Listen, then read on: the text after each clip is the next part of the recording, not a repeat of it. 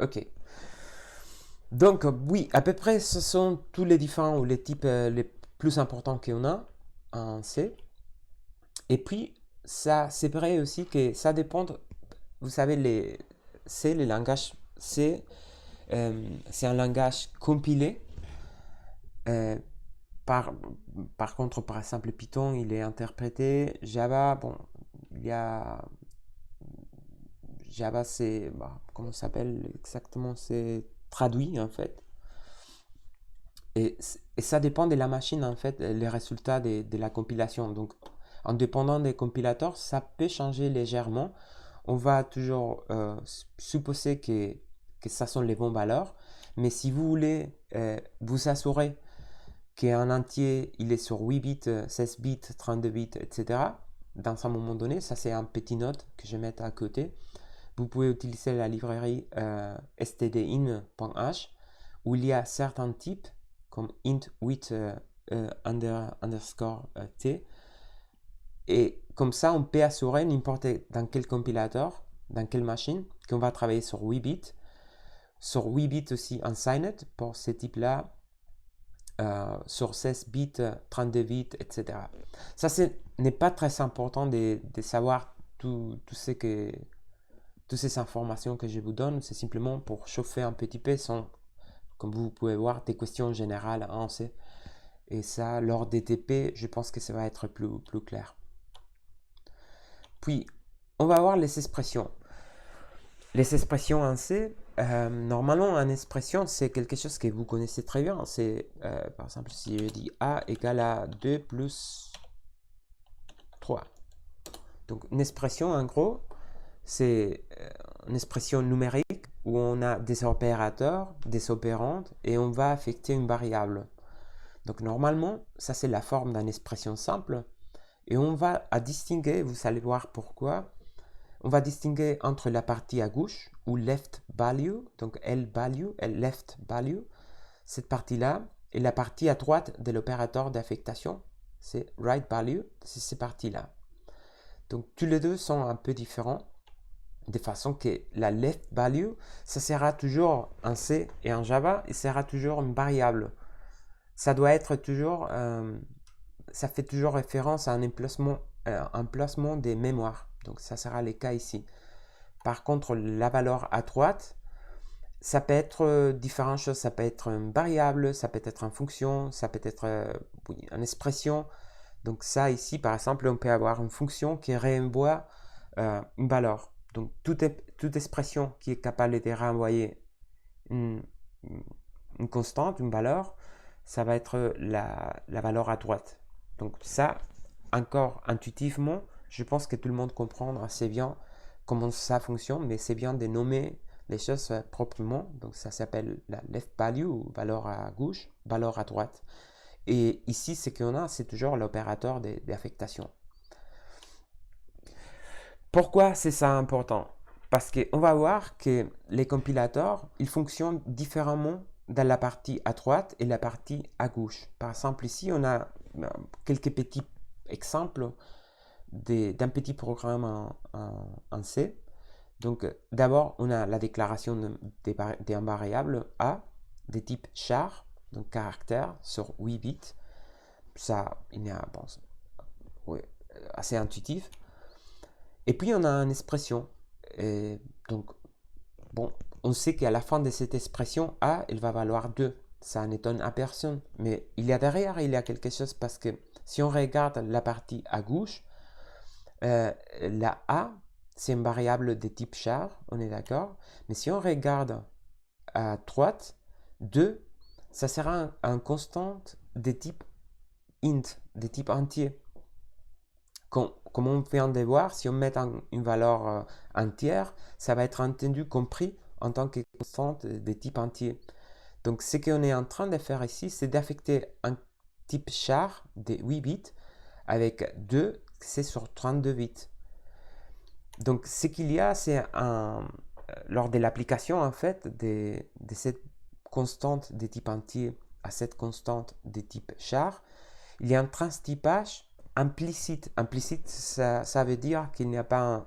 Donc, implicite, ça sera si je mets a égale à int, oh pardon, je vais éditer ça.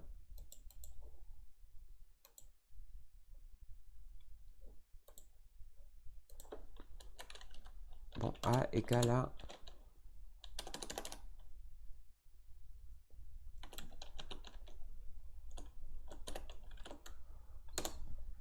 ok.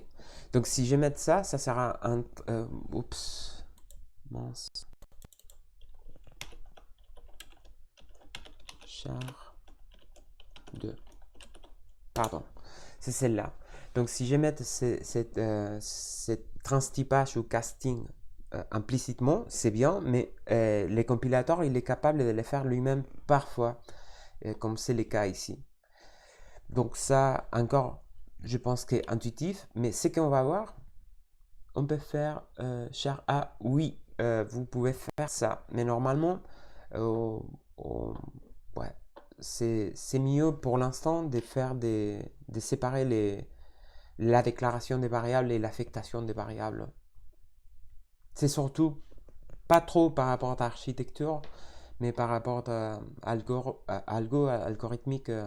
Monsieur Lepivert, il aime bien qu'on fait la séparation de la déclaration des variables et l'affectation pour lisibilité en fait. Mais oui, Logan, ça c'est tout à fait possible. Ok, et maintenant on va commencer à faire quelques exercices. Vous allez voir que ce n'est pas très difficile en fait, mais ça peut devenir très très difficile parfois. Très, très difficile alors, très contre-intuitif en fait. Et ici, je vais vous donner un des exemples les plus tordus, si vous voulez, pour voir que ce n'est pas si évident en fait. Donc si par exemple on a 1 milliard ici, donc 1 milliard en français, si je ne me trompe pas, sont 1000 millions. On est d'accord? Je sais pas si c'est la... Oui, c'est ça, monsieur. Ok, d'accord. Donc on va à faire l'addition entre 1 milliard et 2 milliards. Donc évidemment, si je vous demande quelle est la vraie réponse, quelle valeur ça va renvoyer, ça sera quoi, à votre avis? 3 milliards. 3 milliards. Bravo. Bravo, c'est clair, c'est intuitif pour nous. Mais vous allez voir que parfois, il y a des cas limites qu'il faut être conscient lors de la programmation, qu'on parle d'un langage typé qui a des limitations. Donc, comment ça fonctionne? Quand on a dit que quand on met un chiffre entier, ça va être codé sur un entier. Et en effet, si on regarde les types int, ça va d'un borne inférieure des moins 2 milliards quelques à 2 milliards quelques. Donc tous les deux, ils vont être typés en tant que int. En gros, on va faire l'addition d'un entier plus un entier et du coup, ça va nous renvoyer un entier. Ça va changer en fait si au lieu de 2 milliards, on ajoute 3 milliards. 3 milliards dépassent les bornes supérieures, comme vous pouvez voir ici, qui arrivent jusqu'à 2 milliards quelques. Donc si on met 3 milliards, l'opération, ça sera un entier plus un long. Et quand on ajoute entre deux types différents, on va prendre toujours les types avec la résolution la plus grande. Donc on va prendre les longues et la réponse, ça sera un long. Mais bon, non, on est dans ces cas-là. Ok, très bien. Donc ça va, on est tous, bon, c'est clair que ça va nous renvoyer 3 milliards. Mais comment les compilateurs, dans les temps d'exécution, quelle valeur ça va nous donner? Bon, on peut faire la division, on peut voir ça en binaire. Il ne faut pas que vous les fassiez, d'accord? Je vais vous donner déjà la réponse. Donc en principe, ça sera la réponse. Mais ça, en hexadécimal, si vous faites la division par 2 plusieurs fois, vous savez, bon, ou par 16, c'est possible aussi de faire la division par 16 plusieurs fois et puis lire des bases en haut et écrire des gauches à droite. Mais ici, je vous donne déjà la codification en hexadécimal de cette valeur-là. C'est ces chiffres-là. Ok. Et si ça, on les traduit en binaire, on obtient cette valeur-là. Ok. Bon, vous pouvez me croire, d'accord? Sinon, vous pouvez le faire en allemand. Mais bon, c'est cette valeur-là. Mais alors, on parle d'ici qu'on est dans des types entiers. Donc, sont un int plus un int qui renvoie un int. Donc, ça sera un int. Et si on regarde à les bits des poids forts, c'est un an. Donc, B2, 2. Donc, cette valeur-là, ça c'est un numéro négatif en fait. Donc, on commence déjà assez mal parce qu'on attend 3 milliards positifs et ce qu'on a, en effet, c'est un chiffre négatif. Mais c'est le cas. Donc, pour savoir, si on veut savoir quelle est la valeur absolue de ces chiffres négatifs, le processus, c'est de faire calculer la valeur absolue en faisant les compléments à 2 de cette valeur ici. Donc, les compléments à 2, vous savez, c'est l'inversion. Tous les 0, ils deviennent 1 et tous les 1, 0. Donc, on fait les compléments à 1 et après, on ajoute 1 et ça nous donne cette valeur-là. Ça, c'est la valeur absolue. Et puis, si on traduit ça en décimal, ça va nous donner ce chiffre-là, que c'est, bon, chiffre long. Donc, ces valeurs-là, c'est négatif. Donc, ça, c'est la valeur absolue. C'est négatif. Donc, si vous faites cette opération en C, ça va vous renvoyer une valeur que ce n'est pas en principe ce qu'on avait entendu. Donc, ce n'est pas correct. Si vous voulez valider que c'est le cas, bon, que 1 milliard plus 2 milliards, ça va vous donner moins 1 milliard, etc. Vous pouvez par exemple écrire cette partie des codes que je peux vous... Alors, technique screenshot, copy to clipboard. Je vais les copier par ici.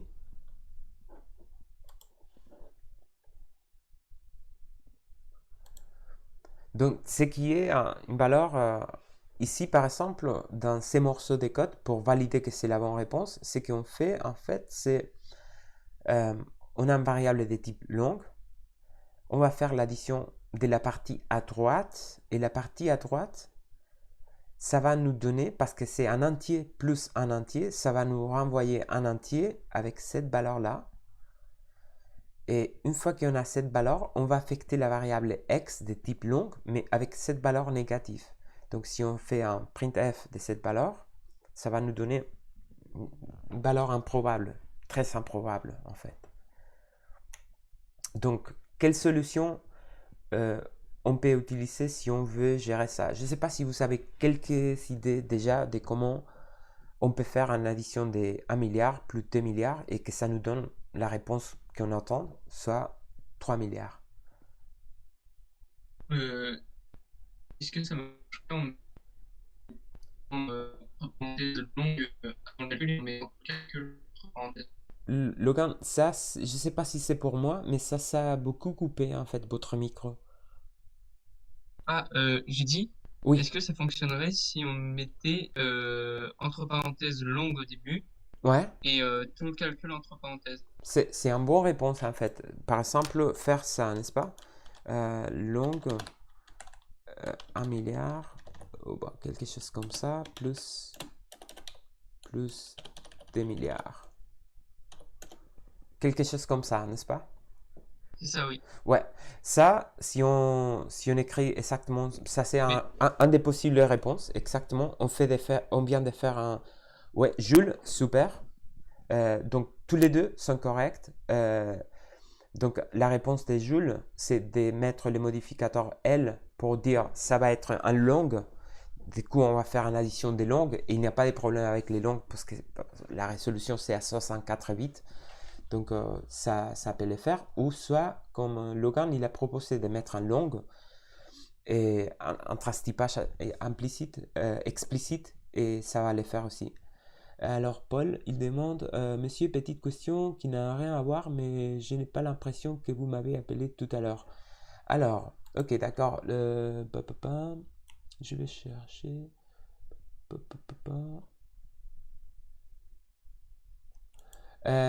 Alors, Paul, je ne vous ai appelé parce que je vous ai vu, en fait, et je vous avais marqué avant comme, en tant que, bon, pressante, en fait. Mais oui.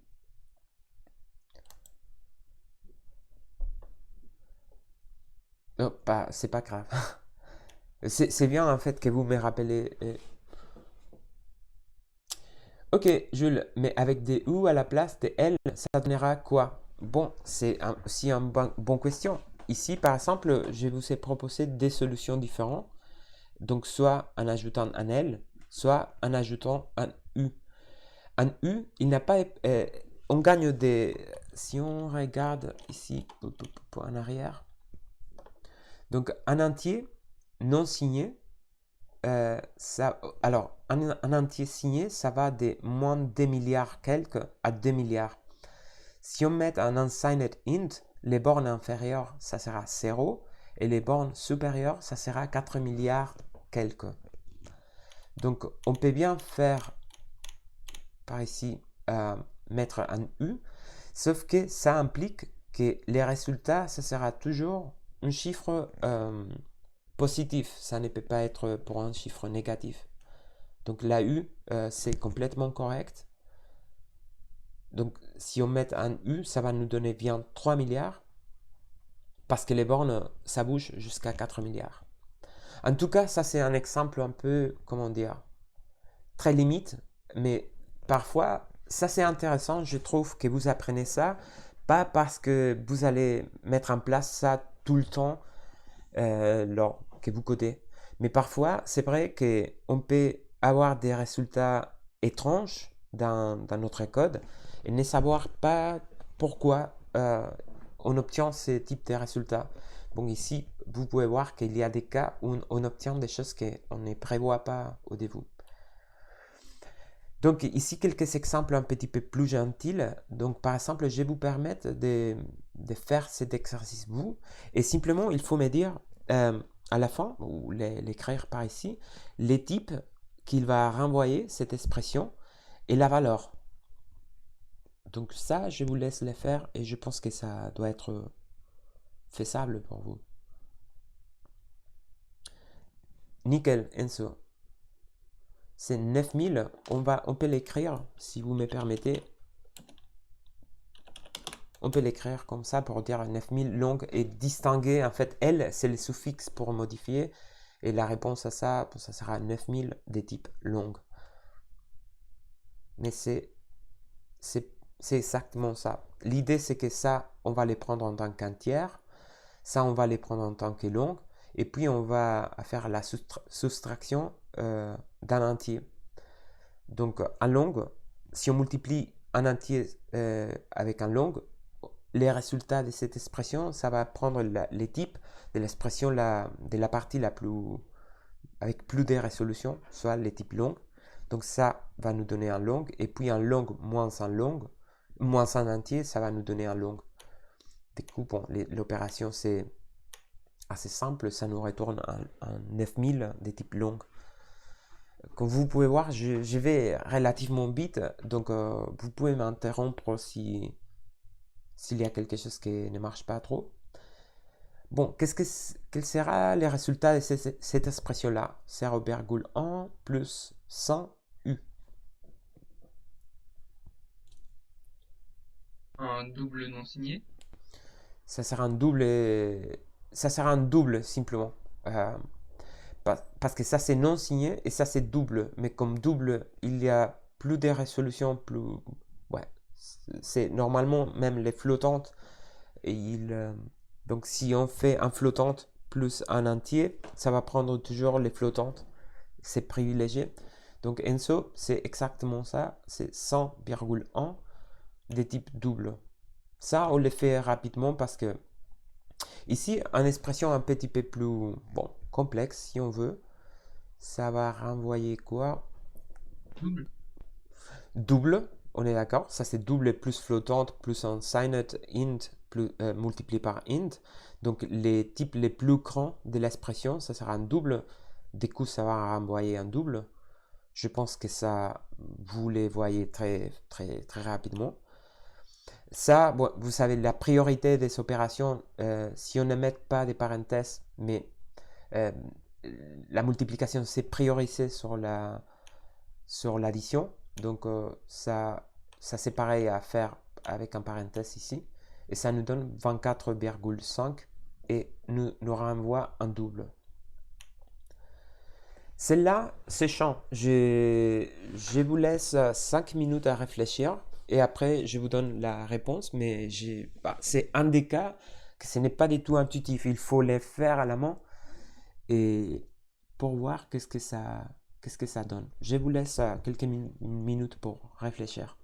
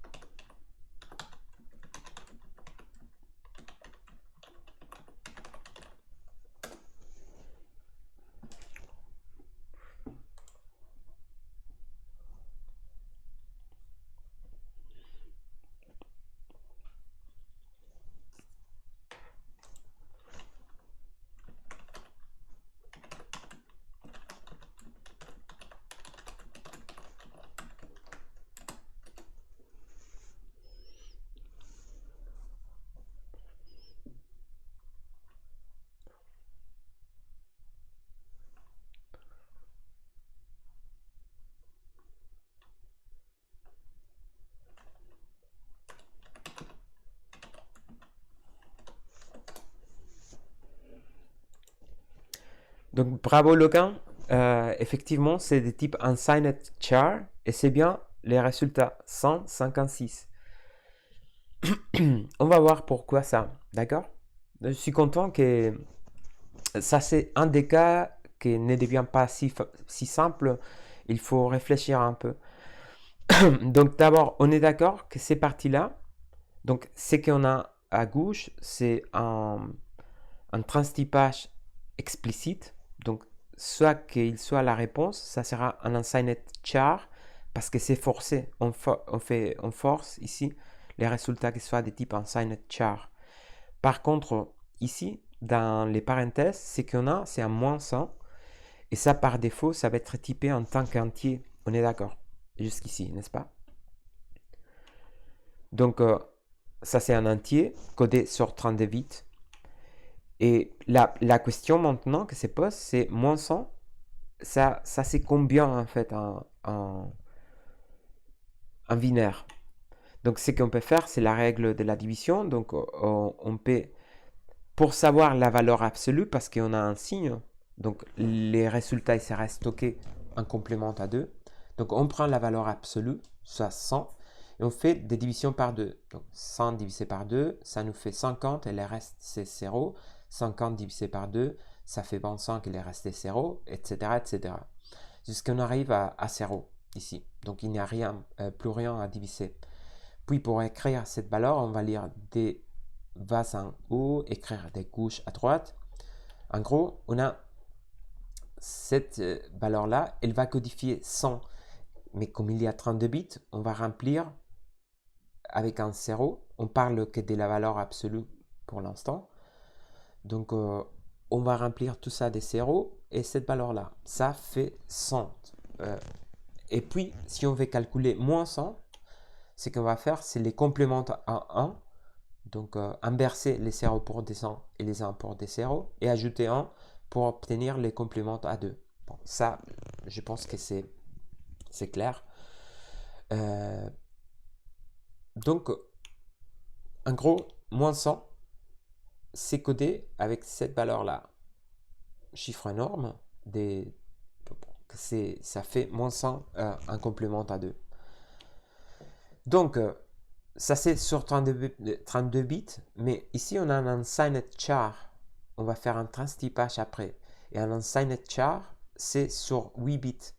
Du coup, ce qu'on va faire, c'est de garder les 8 bits des poids faibles, donc la partie à droite. Et ça sera ce qu'on va accaster. Donc cette valeur-là, c'est celle qu'on va garder avec l'opération des transtypages. Comme c'est unsigned, ça change en fait. Si on a, imaginez-vous qu'on a que char, il faudrait regarder sur les bits des poids fortes pour voir qu'il s'agit d'un négatif. Mais comme c'est unsigned, tout est compris en tant que positif. Donc, et si on fait l'addition des... Bon, ça c'est 4 plus 8 plus 16 plus 128, ça nous donne 156 unsigned char. C'est que bon, pour Logan, ça c'est clair. Pour le reste, je ne sais pas trop si vous avez des questions par rapport à cet exercice.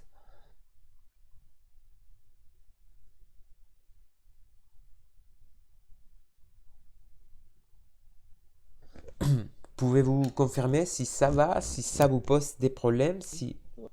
Moi, perso, c'est bon. Ok. Ok. Bon, ça c'est pareil, c'est avec un unsigned int, je vais passer bit. Et puis, bon, ici on a un autre cas où on va donner, ça c'est un unsigned int maintenant, parce qu'on les donne en tant qu'hexadécimal.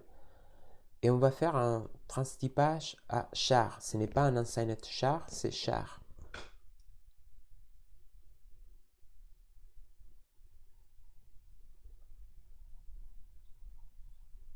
Donc voyons voir qu'est-ce que ça nous donne.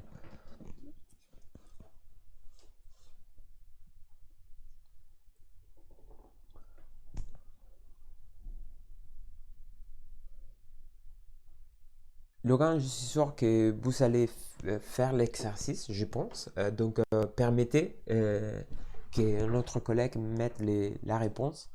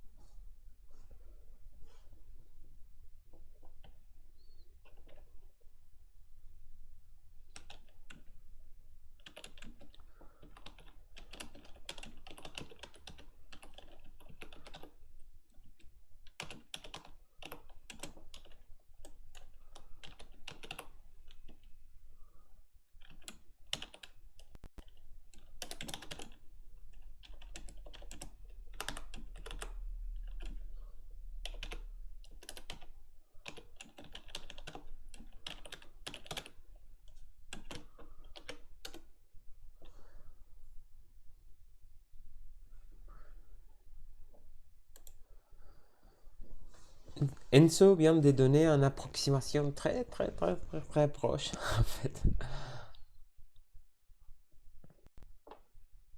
Oui, Evan, oui, c'est ça. Des types chars. N'oubliez pas de mettre les types, d'accord? C'est moins 1. On va voir pourquoi ça. Donc en gros, comme je vous écris par Discord, si on met ça, ce qu'on va avoir, c'est un unsigned int sur 32 bits. Donc ça sera ce que je vous ai écrit, 0000FF. Donc évidemment, il ne faut pas compléter entièrement tous les 32 bits. Ça, avec un petit morceau, on peut aussi écrire, pourquoi pas, 0x12 par exemple, et ça va être un unsigned int qui signifie 00000012. Donc ça c'est la partie, cette partie-là, ça sera 0000FFFF. Mais puis on a un char sur un seul octet. Du coup, ce qu'on va faire, c'est de garder cette partie FF et ça signifie moins 1 des types char. Pourquoi ça? Si on prend FF en tant qu'un binaire, c'est cette valeur-là. Donc ça c'est la première F et ça c'est la deuxième F.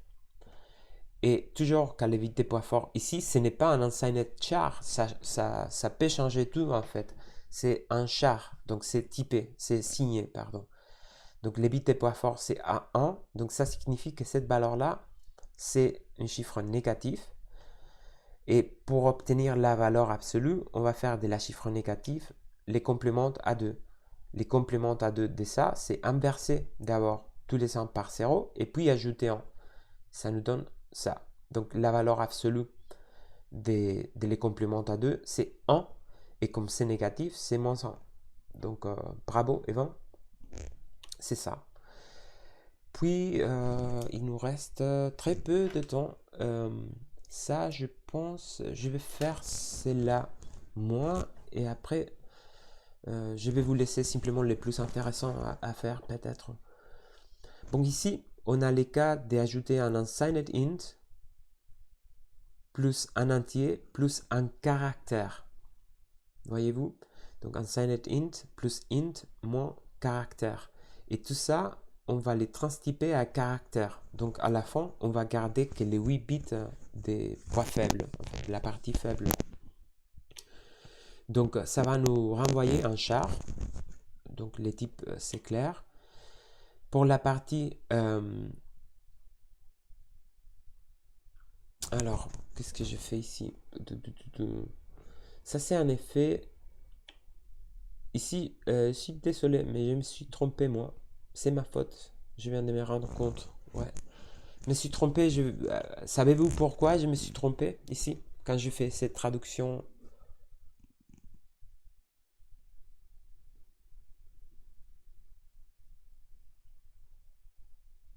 Alors ici, j'ai fait une erreur. Et c'est que ma faute en fait.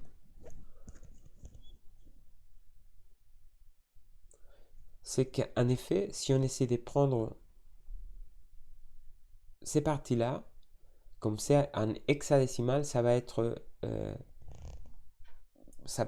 compris comme unsigned int. Et je viens de faire ici pour de supposer que ça c'est compris comme un entier. Ce n'est pas un entier, c'est un unsigned int. Du coup, ça ne sera pas moins 16, ça sera 16. Et ça change tous les résultats. Et c'est ma faute, donc je suis désolé pour ces résultats-là. Ok.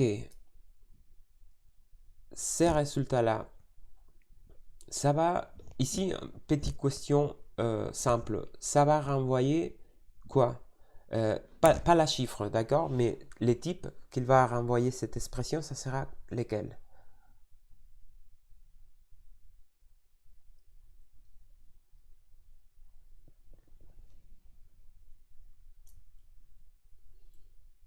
Alors, le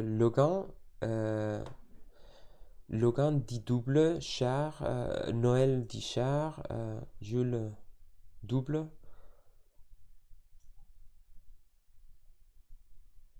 ça sera en effet doubler, c'est les types les plus grands.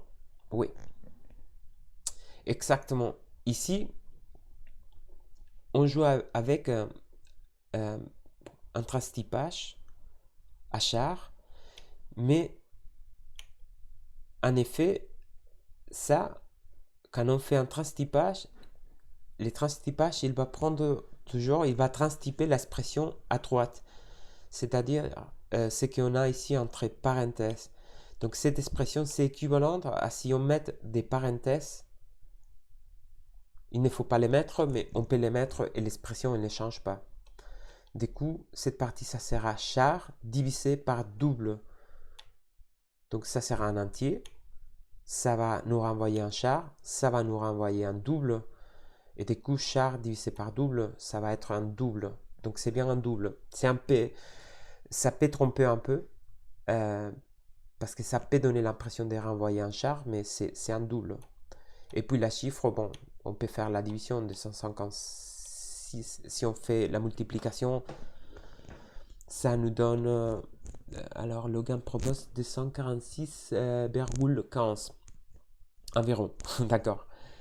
Donc, si on fait la multiplication ici, ça nous donne 256, soit un hexadécimal pour les voir 0 x 100. Donc, 256, ça c'est ça, un hexadécimal. En char, les transtypages à char, ça, on va prendre les 8 bits, que 8 bits en fait. Donc, on va prendre ces premiers octets. Et cette expression, il va renvoyer un 0. 0 divisé par 1,04, ça va renvoyer 0, des types doubles en fait. Donc voyez-vous, tout peut devenir très, très tordu dans un moment donné.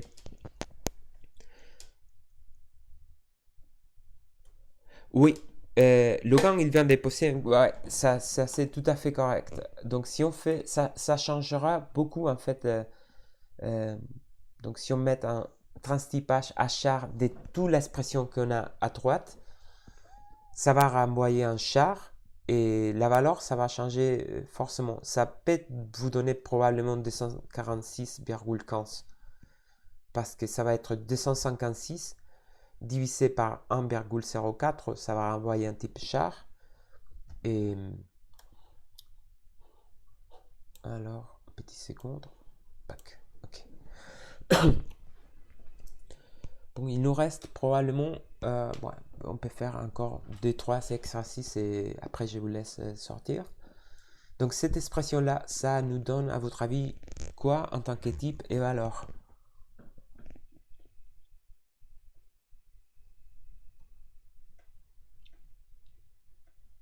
Bon 5, Clément et Logan, 1,5 des types float. Tout le monde est d'accord?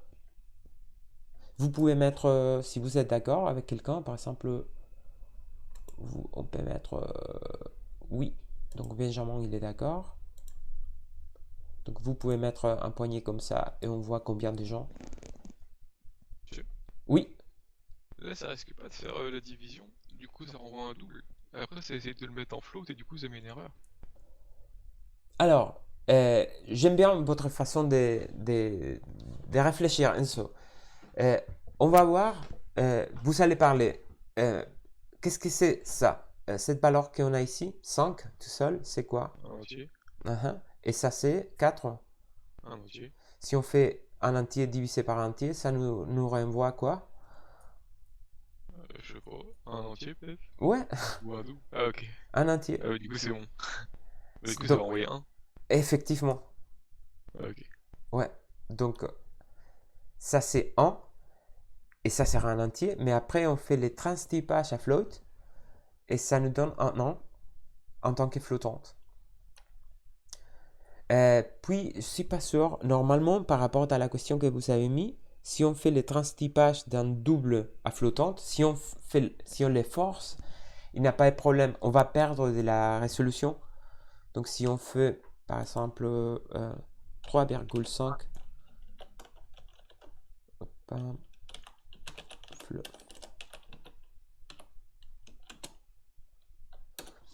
ça c'est faisable et ça va nous renvoyer 3,5 en tant que flottante. Mais oui, on a les risques de perdre de la résolution. Donc dans maintenant, cette valeur-là, donc cette expression, ça change un peu.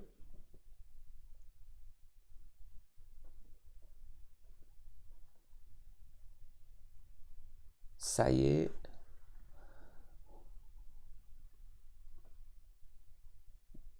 Bon, c'est plutôt la réponse des Logan Noël. Parce qu'ici, alors, ce qui se passe, c'est que ces transtypages, on les fait par rapport au 5. Si on veut les faire pour toute l'expression entière, il faudrait mettre les parenthèses ici. Donc, en parenthèse et une autre parenthèse. Et ça sera le cas que l'expression renvoie en 1,0 double. Mais si on fait double des 5, ça va être 5 au début, ça va être un entier, transtypé à double, et puis divisé par 4, du coup, ça va nous donner 1,25 double. Ok, ça c'est une expression, ça c'est chiant un peu. Je sais pas s'il vaut la peine ou on finit. Bon, ouais, c'est les temps. Donc si vous voulez, on continue la semaine prochaine avec... on va finir très bientôt.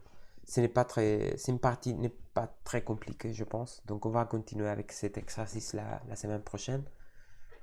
Et bon, ça c'est tout de ma part. Merci beaucoup. Bon courage pour la suite. Et voilà, on se voit les demi-groupes H2. On se voit les mercredis.